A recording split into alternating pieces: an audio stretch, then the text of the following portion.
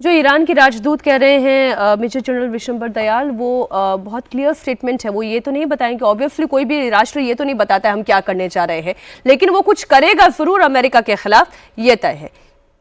देखिए, उसके पास बहुत लिमिटेड ऑप्शंस है। एक बात।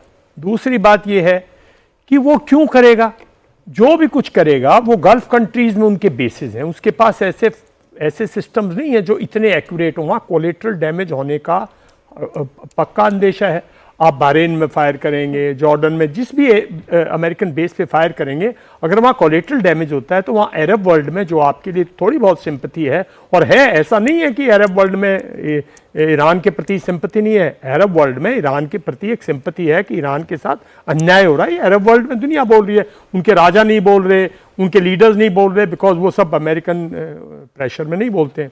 तो वो उसके पास बहुत लिमिटेड सी ऑप्शन है किसी किस्म का। वो जो उसका थर्ड जो वो यूज़ करता है, जैसे हम सब कह रहे हैं भाई हिजबुल्लाह, हमास वगैरह जो उसके इंस्ट्रूमेंट्स हैं। देखिए, मैं एक बात, हमारे दर्शक बहुत दिन से हमारे देश में एक चीज़ चल रही है कि हाउती जो है ना पूरे ईरानियन कंट्रोल, नहीं, हाउतीज बड़ा इंडिपेंडेंट से वो है। ऐसा नहीं है कि वो बिल्कुल ईरानियन कंट्रोल, वो अपने ढंग से फैसला लेते हैं। वो भी इस लड़ाई में जो अमेरिकन जो कॉमर्शियल जहाज हैं जो इस रेड सी के अंदर से, उन एसेट्स पे वो कहीं फायर कर सकते हैं, कहीं उनको डेमोन्स्ट्रेट कर सकते हैं अपनी स्ट्रेंथ। लेकिन भला ये इसमें ईरान का होगा कि अमेरिका को थोड़े दिन भूल जाए, और जो लड़ाई उसकी है इजराइल के साथ, जब इजराइल में हाहाकार मचेगी ना, देखिए मैं एंटी इजराइल नहीं हूं, मेरे बड़े अच्छे दोस्त हैं वहां। इजराइल हमारा बहुत टेक्नोलॉजिकल पार्टनर है, बड़ी अच्छी हुआ है।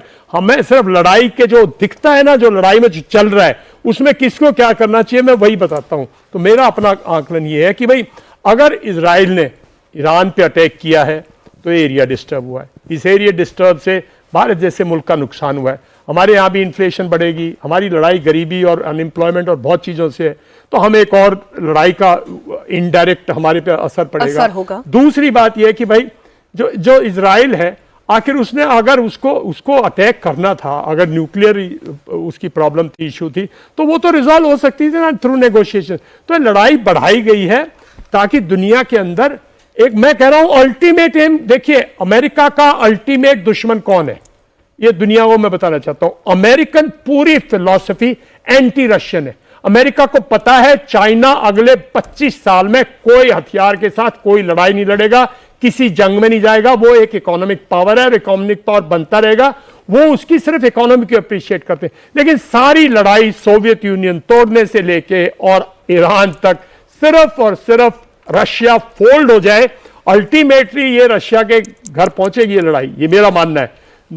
रशिया ने प्रीएम्प्ट किया है। जब आप पोलैंड में आगे बैठ के, जब आप बाल्टिक स्टेट्स में आगे बैठ के, जब आप जॉर्जिया में भी अपना बेस बनाने लग गए, तो रशिया कैसे बर्दाश्त कर सकता था कि पोलैंड और, लेकिन अभी जैसे बहल सर कह रहे थे कि अभी ना रशिया इस जंग में जाने वाला नहीं जाएगा, रशिया अभी नहीं जाएगा, बिल्कुल नहीं जाएगा रशिया। लेकिन रशिया और एक्सेलरेट होती है, जाने दो। रशिया अपनी अब वो बंदी करेगा। रशिया जाएगा तो रशिया तो सिंपल कर सकता है ना, टैक्टिकल न्यूक्लियर डिप्लॉय कर दे ईरान के अंदर और कह दे भाई लड़ाई बंद करो, मेरे टैक्टिकल न्यूक्लियर वेपन से। तो रशिया नेगोशिएटिंग, रशिया चाहेगा ये फैसला हो जाए, ये लड़ाई ना बढ़े, ये किसी तरह ट्रंप के थ्रू। अब ट्रंप ने कह दिया I done my job, Trump is like that leader. तो भाई अब खुश हो जा, तूने ट्रंप किया, तूने ताली बजा ली यार, तूने लोगों से ताली बजवा ली, मिठाई खा ली, मेरे भाई अब बंद कर। दूसरों को क्यों मरवा रहे हो भाई? इसका ना तो अमेरिका पे कोई असर, देखो हमें पता होना, इस पर अमेरिका पे कोई असर नहीं है। इजराइल की इकोनॉमी पे असर होगा तो वो अमेरिका उसका भुगतान करता है। $4 बिलियन उसके जो फॉरेन मिलिट्री सेल्स का जो बास्केट है ना अमेरिका की, उसमें बना के हथियार जमा कराने में इजरायली कंपनीज काम करती हैं। वो यहां बनता है, वहां जाके सेव होता है, दुनिया के अंदर वो जाता है, नाटो उसको यूज करता है। तो ना उसको इतना फर्क पड़ेगा ये भारत जैसे देशों पे और जो गल्फ कंट्रीज हैं उनके ऊपर, जो हमारे साथ बाकी एशियन कंट्रीज हैं। मैक्सिमम प्रेशर इन्फ्लेशन का, मैक्सिमम प्रेशर जो है, जो पॉवर्टी का मैक्सिमम प्रेशर